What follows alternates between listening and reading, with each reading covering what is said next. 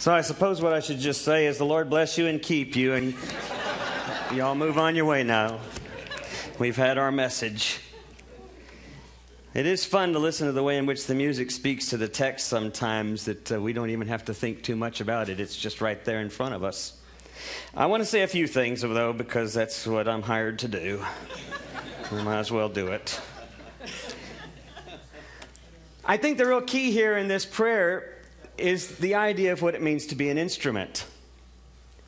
And if you look up the word instrument and implement, it's kind of curious what the actual Latin root words are. The Latin root words are actually a thing which is best suited to the purpose for which it was created.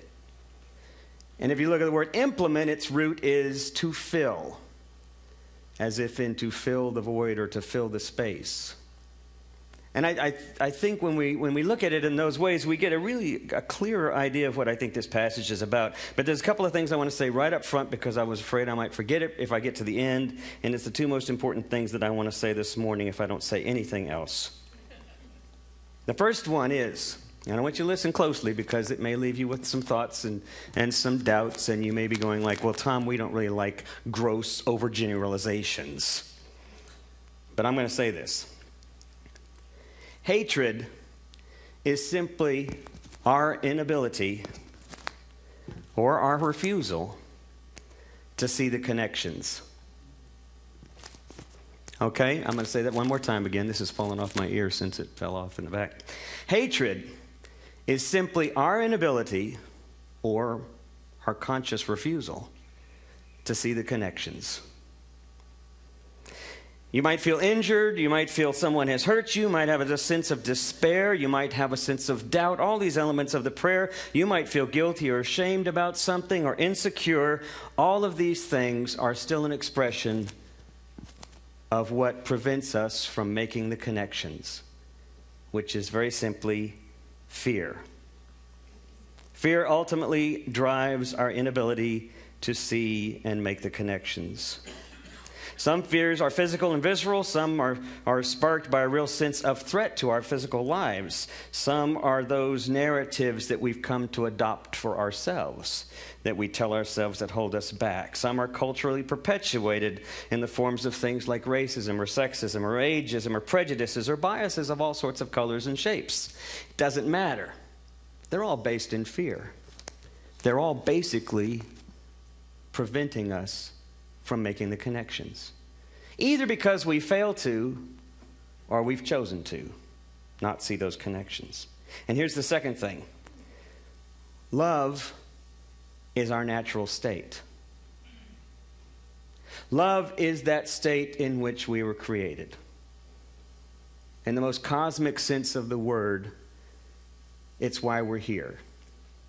Now, it's not our natural state physiologically, because naturally we're driven by our biological primal brain, our lizard brain. We're driven by fear. We're driven by fight and flight. Those are our most common sort of genetic responses to things, neurological responses to things. But as far as what I believe our ultimate reality is, I think we were created for love. I think that's what 1 John is telling us. That when we love, we are connecting to something very sacred and very significant and very much a part of what is creation in our midst. I want to just do a couple of things here to kind of highlight that. First, I want to tell you a story that Linda and I both experienced this about a week and a half ago. Linda and I were out listening to the retired Episcopal Bishop, John Spong, who's written a number of books and quite controversial, who's really stuck his neck out many, many times in terms of how he understands Scripture and for injustices in the world, for both gay rights as well as for civil rights, any number of issues. And he's reinterpreted the way in which we sort of look at Scripture and how he feels that the far right has kind of kidnapped Christianity. He's out there. He's very much out there on the edge. We went and we listened to him and over at UCC as part of Bright Divinities Ministers Week. And while we were there, we met a friend of ours who lives in Missouri. We went to seminary together with her, a woman named Kim Ryan, who's a Disciples of Christ minister. She retired from working in local churches and began working with one of the Disciples' specialized ministries that's mentoring other ministers along the way. And what she does as part of that series of workshops and events is she takes a small group of students and young or new ministers, and they travel to South Africa and to Zimbabwe. And when they go to South Africa, they are there primarily as a way of intercultural, interreligious dialogue, also as a way of sort of experiencing in the heart of things the whole issue of apartheid and where we are now, and the issue of prejudices and where we are now, and comparing the U.S. in a dialogue with South Africa. It's a fascinating experience, and Linda and I, after visiting with her, decided we need to do this sometime. It's just amazing. As part of that experience, though, this one time that Kim went, she was able to meet Desmond Tutu, Bishop Desmond Tutu. And it was just one of those amazing sort of encounters. They just heard he's going to be here, and so all the students were told how they should behave, how they should act when he comes into the presence. Now, here's someone, as you know, has been awarded with the Pulitzer Prize for Peace, has been awarded any number of international of awards for recognition. He's been, not I say awarded those, he hasn't won those, but he's been awarded these things. And a man who sacrificed so much of his own life in the cause of peace, in the cause of injustice. And if you've seen him in his interviews and such, you know how gentle a spirit he can be. So one of the mothers whose daughter had come with her on the trip, 5-year-old daughter Rachel, they were instructed, of course, to be very proper and to, keep their distance. I remember we were told the same thing when we did the Habitat for Humanity, and Jimmy Carter and Rosalind Carter were involved, and we were all going to have our picture taken. So we all lined up at the end of the driveway, and we all stood firm, and they said, "Do not reach out to shake his hand. Just stand there and smile. If he wants to shake your hand, he'll reach out to you." And I realize he's old and he's kind of frail, but you could just see us up and down the street. We all just stood there in line waiting for him for like 30 minutes to come down the street, get out of the car, come over and smile, and then get back in the car and drive to the next one. And of course that didn't happen, because every time Jimmy Carter got out, he would just come over and start talking. And next thing you know, they had to pry him away so that he could get to the next place. So there was Desmond Tutu, and he got out, and he came and he got in front of the crowd, and he met everybody, and then he went to little Rachel, and he kind of leaned down and he was about to say something, and she reached out her hand very proudly and shook his hand and introduced herself as Rachel. And then Kim said it was amazing because she watched Desmond Tutu as he knelt down on his knees, eye level, and she said, "I have something to tell you about myself." And he said, "Well, then let me know. What would you like to tell me?" She said, "I lost 6 teeth this year." And then she opened up her mouth wide, and Desmond and Bishop Tutu looked in at her mouth and said, "Oh my goodness, that must have been really something." And then they got into a conversation that Kim said no one else could really hear. They were just in this little intimate conversation. Then he got up and after a few minutes shook her hand again and said it was a real joy to meet her, and went on about his way. Then they were posing for pictures. It so overwhelmed Kim at this just gentle sight, this man of such amazing stature, almost this sacred stature, was just so earthly present to this little girl, that when Kim posed with him, he kind of reached over to put his arm on her shoulder, and she reached around and grabbed his love handle. And she said, "I don't know what came over me. I just started patting his spare tire."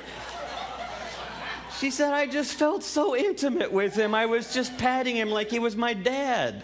And then I thought, oh my God, I'm patting Desmond Tutu's fat, extra roll of fat on it, just patting it there." And he just looked over at her, he said, and she said, and he just smiled. There's something about this kind of presence that I think says something to us about what it's really like to find the connections.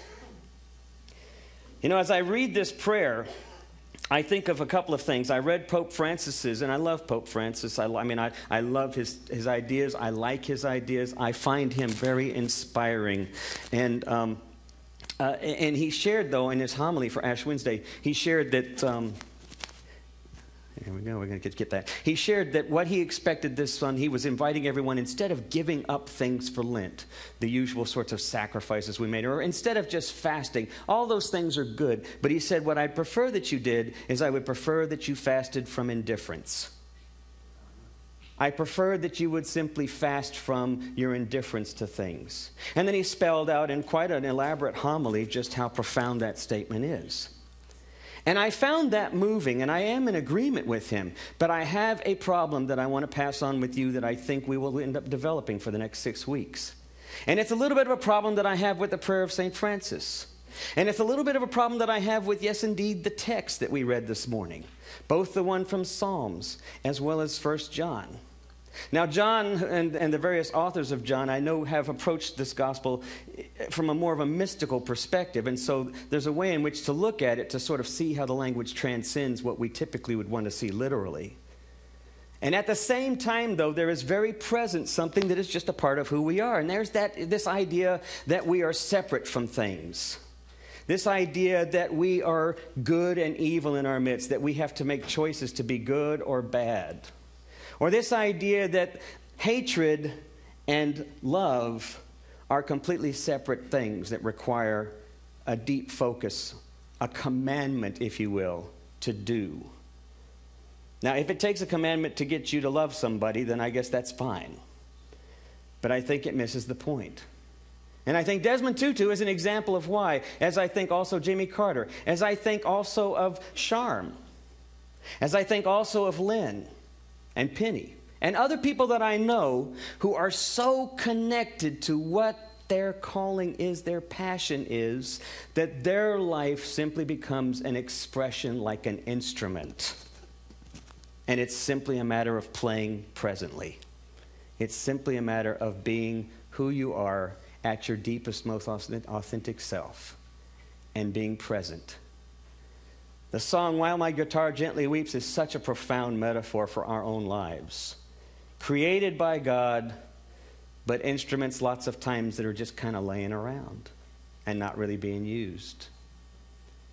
If I could get you to think of one thing, I would get you to begin thinking about how we are simply failing to see the connections.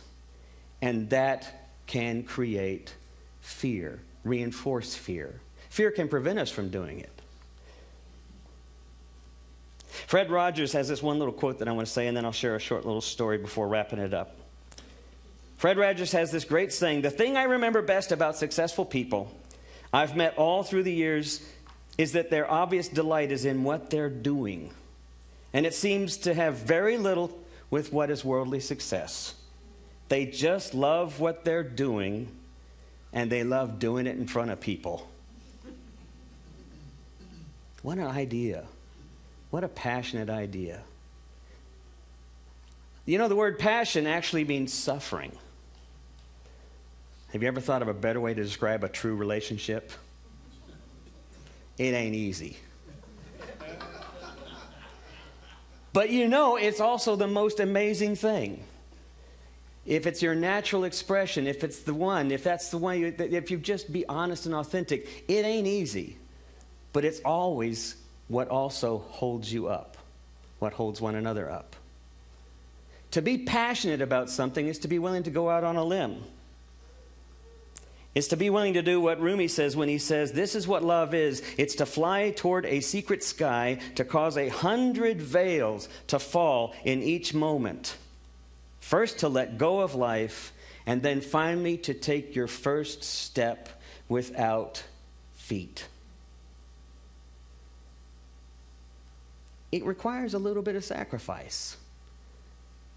But not in the sense that it's something you have to do, because if you find it, it comes pretty naturally. And what I'd like to help you with over the next 6 weeks as I help myself with this whole idea is how we are truly authentic to ourselves. Some of it, I think, comes out of a willingness just to let go. I was telling stories at a high school that I was invited to a number of years ago. I just agreed to do it. They weren't going to pay a whole lot, but being a self-employed person, I could always use any kind of pay I could get.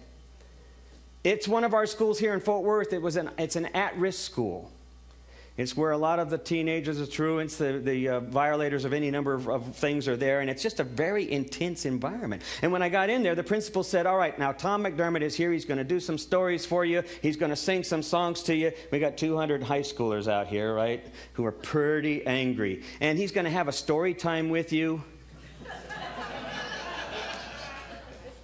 And then he stood in front of me and he said, and I want every one of you to keep your mouths shut. I expect you to sit there and to be calm. In fact, if you don't want to be here, then you should leave right now. Well, about a third of them got up and left. And then he continued to lecture the rest of them. And then he looked over at me and said, Mr. McDermott, the floor is yours. Now, I was totally intimidated by the whole setting, and then even more so after he began to speak. And I can tell you what was going through my head. They're not going to like me. They're going to laugh at me. They'll make fun of me. They might get angry with me. They might even throw something. My whole moment was dominated by fear and expectations. And where were they coming from? Totally fabricated by myself. And that's not to say that that wasn't a possibility. Of course, if I did my normal routine that I did in high schools that were middle class and upper class, then they probably would have laughed at me.